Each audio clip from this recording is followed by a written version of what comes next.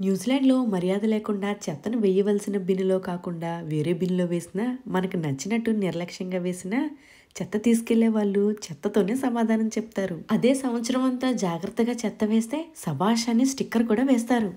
చెత్త తీసుకెళ్లే ట్రక్‌తో పాటు కొంతమంది రీసైకిల్ బిన్స్‌ని ర్యాండమ్‌గా చెక్ చేస్తూ వెళ్తారు. మన గడియలు బాగోక ఆ రోజే చెత్తను క్రమంగా వేయలేదనుకోండి, చెత్తను అక్కడే వదిలేసి స్టిక్కర్‌ను గట్టిగా అతికించి వెళ్ళిపోతారు. అదే అండి నోటీస్ రాస్తారు. సరిగ్గా సరిచేసి మళ్ళీ బిన్‌లో వేయమని సూచిస్తారు. ఇక ఆ చెత్త బిన్ను మళ్ళీ వచ్చే వారం వరకు అలానే ఉంటుంది. ఇలా 2 సార్లు వార్నింగ్ ఇస్తారు. మూడోసారి కూడా చేస్తే సీరియస్‌గా మన బిన్ని కౌన్సిల్ లిస్ట్‌లో నుంచి తీసేస్తారు. అంటే ఇంక మనకు చెత్త పడేసే హక్కు కూడా ఉండదు. ఈ చెత్తను ఎవరు చూస్తారులే, చెత్తలో దీన్ని పడేశారా, చెత్త విషయంలో చింతించాల్సిందే. చూసారా, చెత్త వేయడంలో కూడా చరిత్ర అంత చర్చ ఉంది. చూసారా, ఇక్కడ చెత్త డబ్బా వదిలేసి మరీ వెళ్ళిపోయారు. ఇక మరి ఈ చెత్త టాపిక్ కాదు చక్కనైన టాపిక్ ఒక లైక్ కొట్టండి. మరిన్ని ఇంట్రెస్టింగ్ వీడియోస్ కోసం సబ్స్క్రైబ్ చేయండి.